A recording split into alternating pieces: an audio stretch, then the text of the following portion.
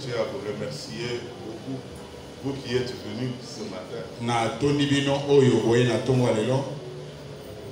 Vous avez fait une bonne chose.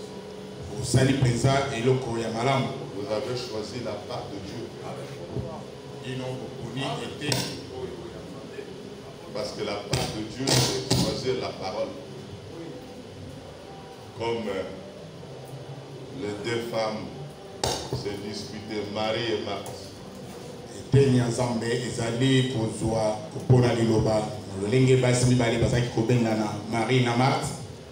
Alors, l'une d'elles a choisi la part du Seigneur.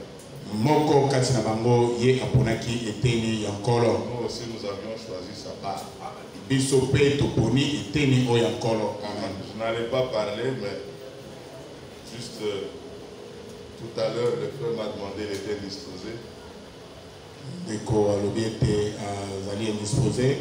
C'est ainsi que nous avions récupéré un peu la chair momentanément.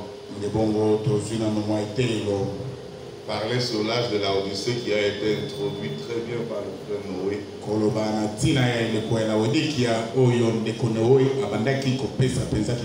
Ça nous fait la joie quand nous voyons les nôtres parler de la part du Seigneur. Nous allons parler un peu.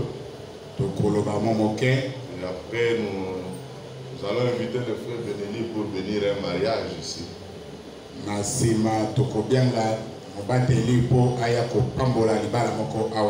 On va bénir le mariage de frère Pacheli. Il s'est marié hier. Nous sommes allés, nous avions donné la dot. Nous sommes retournés avec la femme. Alors ça s'est fait vite. L'équipe est à la vitesse. Alors on bénit. Ils vont aller chez eux. C'est comme ça les choses se font. Les gens se commodent beaucoup au mariage. Ce sont des choses les plus ridicules de la terre. Devant le Seigneur. Parce que nous connaissons nous tous le mariage qui a été béni par Dieu, c'était le mariage d'Adam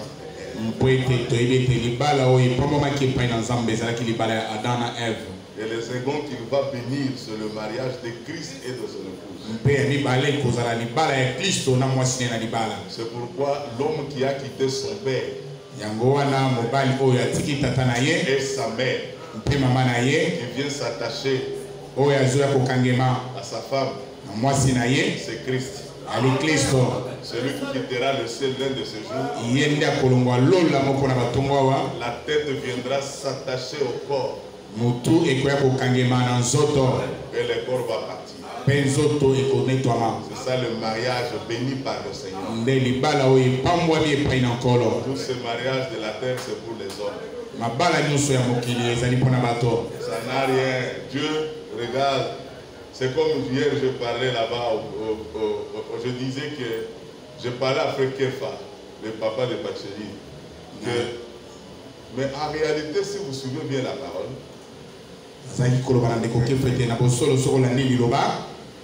c'est nous les hommes qui amènent la femme d'aller au ciel. Ce n'est pas la femme qui amène l'homme pour aller au ciel.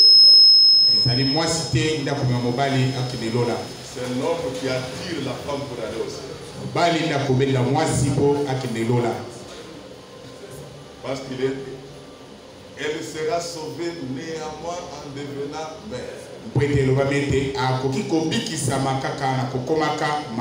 Et si elle persévère avec modestie,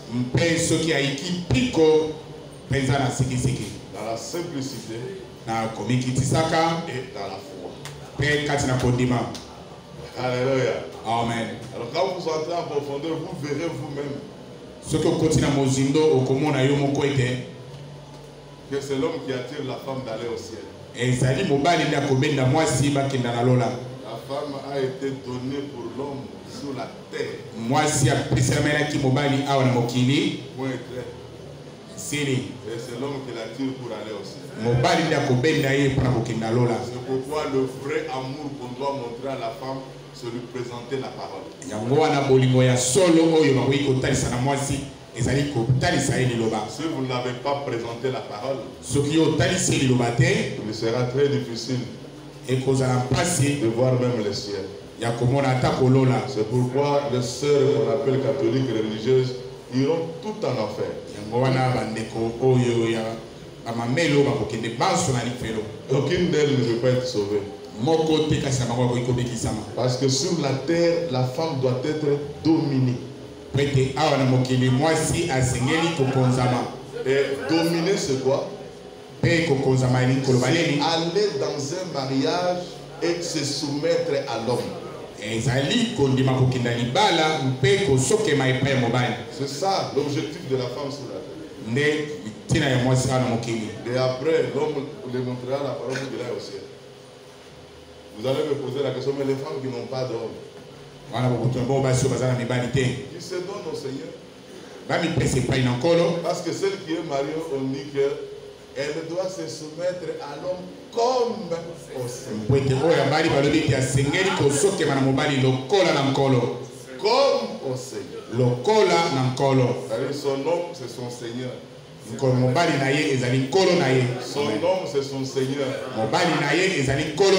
Elle doit se soumettre à l'homme.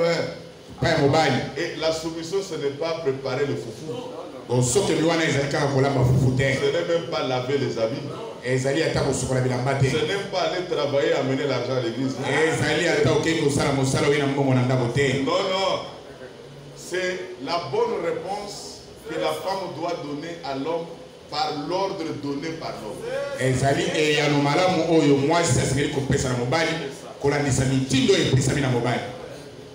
C'est tout. C'est tout. Je crois que vous êtes déjà éclairé. Nous sommes dans l'âge de la Odyssée. Je disais qu'on va bénir. Tu aimes qu'on bénisse? Après, il va partir. Il va retourner chez lui avec sa chère épouse. Hier, on s'est réjoui la nuit, on a bêté. On a bêté beaucoup. Je suis allé chez moi au mille diable à minuit. Mais c'était bien. La nuit, quand vous voulez faire, c'est 5 minutes. C'est 5 minutes. C'est 5 minutes, il n'y a pas d'embouteillage. La route reste. Si tu veux mourir là, tu meurs. Mais l'essentiel est que tu arrives. Alors, c'était bien. C'était une semaine trop chargée. On était encore vendredi chez Frère Chambouille aussi. Chambouille a fait marier aussi sa fille. Le mariage était bien passé aussi. Ah, que Dieu bénisse de bonnes choses. Et vous savez, encore ce samedi, on aura encore un mariage. Il y a un frère et une sœur, ils ont demandé qu'on le bénisse encore. On vous appelle, vous tous, d'être là samedi pour les accompagner. À partir de 14h. 13h, 14h. 14h. C'est comme ça on va bénir. Parce que c'est à 19h qu'ils vont aller fêter chez eux. Voilà. Que Dieu vous bénisse. Nous lisons l'écriture, nous réalisons l'écriture. Apocalypse 3. Apocalypse. Le livre d'Apocalypse. Le livre de la révélation. Le dévoilement de Jésus-Christ. Écrit à l'ange de l'église de Laodicée. Il est question de l'ange. L'ange. Dieu a dit à Jean, écrit. Mais cette lettre-là, tu dois t'adresser à l'ange de l'église de là-haut. Quand vous prenez Apocalypse 3, 2, 1, 2, 3, On parle le 7 anges terrestres. Je me répète encore, le 7 anges terrestres.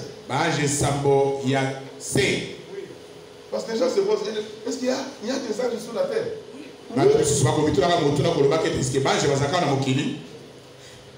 Si l'ancien dit ainsi, dit le Seigneur, dans l'assemblée locale, c'est un ange. Parce qu'il a dit ainsi, dit le. Et si lui prêche la vraie parole, c'est un ange. Mais nous parlons des anges que Dieu a établis pour un ministère mondial. Ils étaient au nombre de 7. Selon la présentation dans Apocalypse chapitre 1, vous pouvez lire le verset 20, il dit: le mystère de cette étoile que tu as vu dans ma main droite et de cette chandelier d'or. Les 7 étoiles sont les anges de cette église. Et les 7 chandeliers sont les 7 églises. Nous les avons dessinés ici. Il y a Éphèse, Smyrne, Pergame, Thyatire, Sardes, Philadelphie et Laodicée.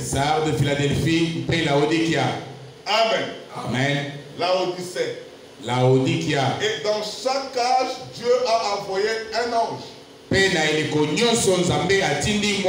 Vous êtes des croyants, recevez ça. Dieu a envoyé un ange.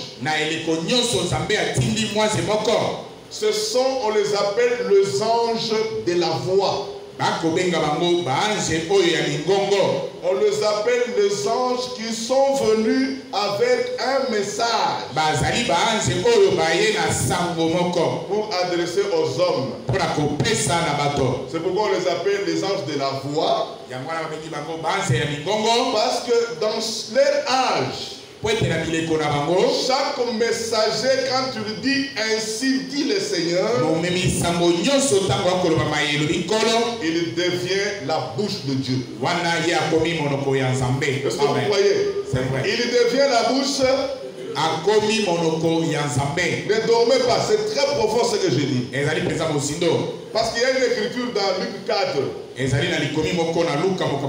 On a répété aussi dans Matthieu. On dit que l'homme ne vivra pas de pain seulement. Il ne vivra pas de pain seulement. Ce n'est pas dire qu'il ne va plus manger le pain. Il doit continuer à manger le pain, le fufu, la chikwang. Mais en cela, il n'y a pas la vie. Mais s'il écoute la bouche de Dieu, la nourriture qui sort de la bouche de Dieu, alléluia, amen, c'est là qu'il aura la vie. C'est là l'écriture dit que l'homme ne vivra pas de pain seulement, mais de toute nourriture qui sort de la bouche de Dieu, qui subsiste, qui lui donne la vie. Cette nourriture, c'est la parole promise pour ton jour. Amen. Amen. C'est ainsi que si tu dis que moi j'ai entendu la bouche de Dieu, ça veut dire dans cet âge tu as écouté l'ainsi dit le Seigneur prononcé par l'homme de Dieu.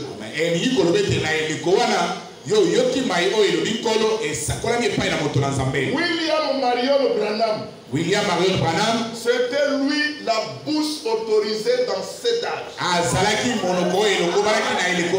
Amen. Après son départ, Dieu a établi un ministère de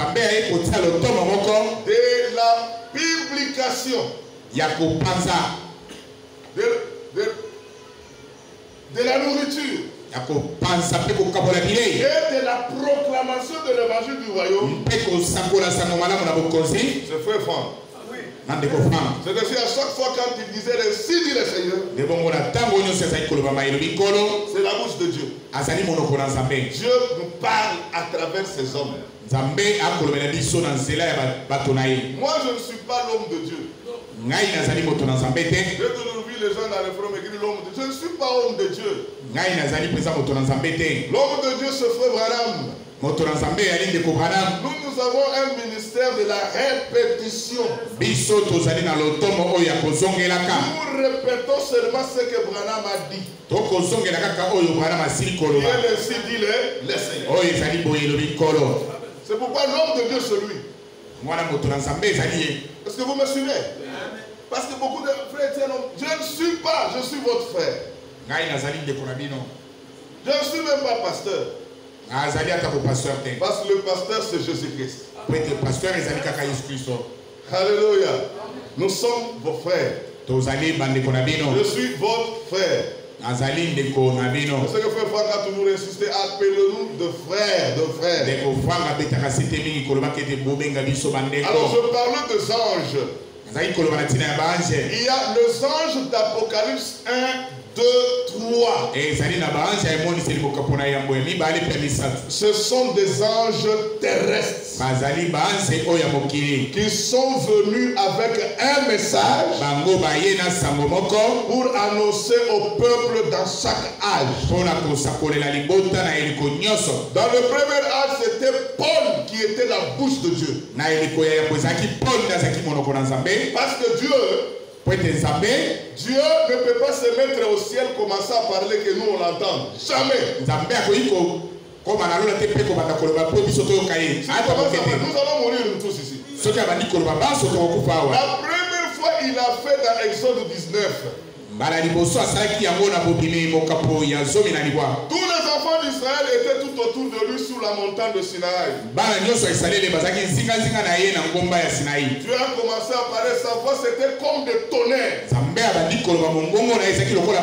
La terre tremblait. Et tous les hommes sont tombés face contre terre. Ils ont commencé à dire à Moïse, nous allons tous mourir, Moïse, on ne supporte pas la mort. Mais Moïse, Dieu te parle toi. Et que toi tu viens nous parler. Parce que Moïse, il était créé différent de nous. Il était un homme sélectionné pour entendre la voix de Dieu. Mais Moïse avait prophétisé. Dieu le Père vous suscitera un prophète comme moi.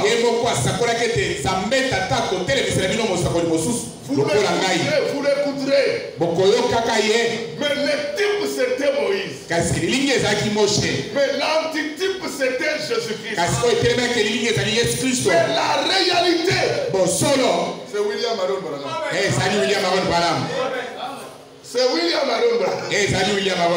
Il fait partie de cette écriture-là. Il dit si vous n'écoutez pas, en d'autres termes, vous ne croyez pas, vous ne naissez pas de nouveau. Vous serez écarté dans son droit. C'est pourquoi aujourd'hui, nous disons que Deutéronome 18 s'est accompli. Dieu nous a suscité un prophète au milieu de nous. Des milliers de fois plus qu'un prophète. Pourquoi je dis ça? Parce qu'il avait un ministère très puissant que Jésus-Christ lui a donné. Mais il a manifesté Jésus-Christ plus que même Jésus-Christ. Je vous dis la vérité. Plus que même Jésus-Christ. Pourquoi? Jésus-Christ a dit les œuvres que je fais, vous le ferez davantage. C'est que lui est venu dans le ministère de la l'incarnation pour manifester aux nations les caractéristiques d'un Messie. Mais lui n'était pas le Messie. Mais il a présenté le Messie. Pour que les nations, les Samaritains et les Juifs soient tous au même niveau. Et l'enlèvement doit se faire. C'est ce que Dieu a fait dans cette génération. Est-ce que vous êtes bénis? Croyez ces choses profondément. Il ne faut pas croire superficiellement. Dieu nous a envoyé un prophète. William Aaron Branham. Nous, on n'a pas honte de le dire. Il n'y en aura pas sur la terre comme celui-là. Il était la dernière cartouche. Quand Dieu a injecté Malachie 4, c'est parce que l'enfer, son capuchon avait déjà sauté. Tous les démons sont sortis. Et nous les voyons. Regardez les maquillages des femmes. Regardez les comportements des femmes. Regardez l'habillement. Regardez l'homosexualité. Toute cette histoire-là, ce sont des grands démons de l'enfer qui sont sortis de l'enfer. Ils commencent à déshabiller les hommes. Maintenant Dieu a regardé comme ça, oh, le monde est pourri. Il a dit pour sauver les gens, il a envoyé Malachie 4. C'était la dernière cartouche du Seigneur. Quand Frère Branham était en pleine action, le diable était là. Et Dieu aussi était là. Tous cherchaient toujours à entrer. Un jour, les gens s'amourachaient dans l'assemblée. Là, au fond, la fille et le garçon. Alors, dans l'assemblée, il a dit, ne faites pas ça. Le diable lui dit, maudis-les. Je le tue tout de suite. Et Dieu lui dit, dans la bouche des noms de Dieu, la malédiction n'y sort pas.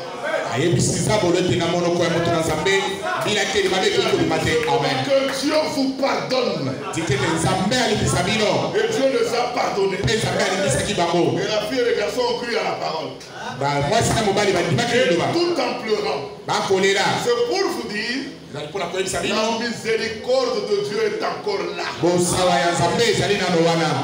Alléluia. Dieu sauve même aujourd'hui. Si aujourd'hui tu entends sa voix.